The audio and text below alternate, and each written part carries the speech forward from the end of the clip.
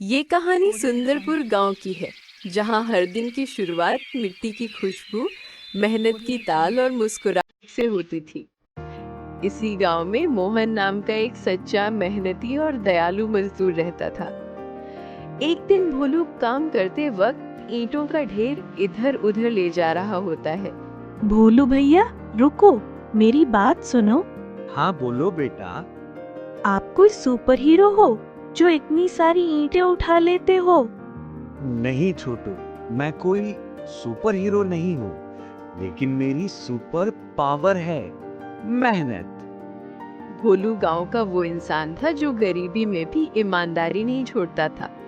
वो हर सुबह एक नई उम्मीद के साथ निकलता और काम खत्म करने के बाद रात को माँ और बेटे के लिए खाने के लिए खाना लाता था।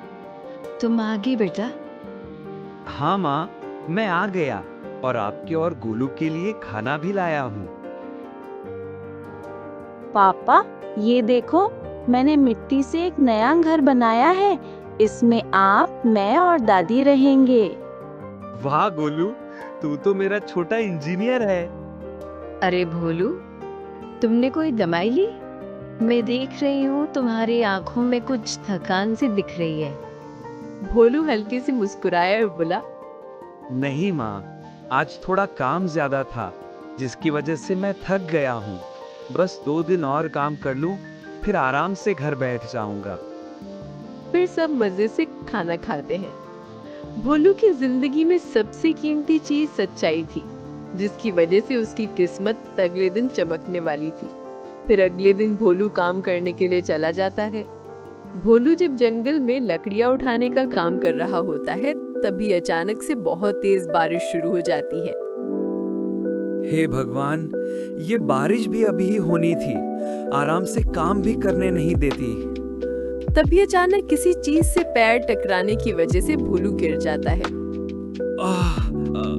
अरे ये क्या चीज है? फिर जब भोलू उस डिब्बे को खोलता है तो उसमें से एक चिट्ठी और बहुत सारा सोना निकलता है। अरे इतना सारा सोना, और ये सोने के बीच ये चिट्ठी क्या कर रही है? फिर भोलू उस चिट्ठी को उठाकर ध्यान से पढ़ने लगता है।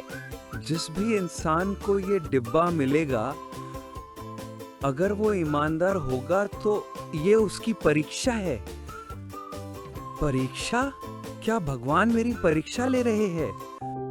फिर रात को घर जाते वक्त भोलू उस डिब्बे को अपने साथ घर ले जाता है। घर पहुंचकर भोलू सावधानी से उस डिब्बे को बिस्तर के नीचे छिपा देता है। थोड़ी देर बाद माँ, गोलू और भोलू सब साथ बैठकर सादा खाना खाने लगते हैं। खाना खत्म करने के बाद जब सब गहरी नींद में सो गए, तो भोलू धीरे से बोला, अगर मैं ये सोना रख लूं तो माँ का इलाज हो जाएगा, गोलू को स्कूल भेज सकूंगा। लेकिन क्या ये सोना रखना सही होगा? भोलू, तुम इस सोने को अपने पास रख लो, जिससे तुम गांव के सबसे अमीर इंसान बन जाओगे। नहीं भोलू, तुम इसकी बात मत सुनो। सुबह होते ही इस सोने को सरपंच जी को दे आना।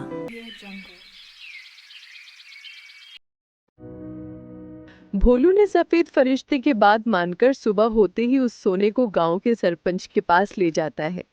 सरपंच जी, ये सोने का डिब्बा मुझे जंगल में काम करते वक्त मिला था। मैं इसे आपको देने आया हूँ ताकि ये डिब्बा जिसका है उसे मिल सके। अरे भोलू, तू तो मूर्ख है। तुझे इतना सारा सोना मिला था तो तुम इसे अपने पास रख लेते, मुझे क्यों देने आए? भोलू, आजकल तो लोग मुर्गी के एक अंडे के लिए भी झगड़ते हैं, और तू सोने से भरी डिब्बे को लौटाने जा रहा है। तभी वहां गांव का घमंडी आदमी मोहन आ जाता है। अरे भाई, ये क्या खुसुर फुसुर लगा रखी है? ये सोने का डिब्बा मेरा है। ये मेरे दादाजी की विरासत थी। अगर ये सोने का डिब्बा आपका है तो लीजिए। तभी पुलिस वाले वहां जीप पर बैठकर आ जाते हैं। अरे वो देखो, पुलिस आई, पुलिस आई। मोहन, तुम झूठ बोल रहे हो। ये डिब्बा राजा वीर सिंह का है और राजा वीर सिंह ने ये सोना गांव की भलाई के लिए छोड़ा था। मुझे माफ कर दो। मुझसे गलती हो गई। भोलू, आज तुमने साबित कर दिया कि गांव का सबसे ईमानदार इंसान तुम ही हो। फिर उस सोने से गांव में बच्चों के लिए नए स्कूल और अस्पताल खोले जाते हैं। और दोस्तों, इस तरह की शानदार वीडियो देखने के लिए हमारी वीडियो को लाइक करें और हमारे चैनल को सब्सक्राइब कर लीजिए।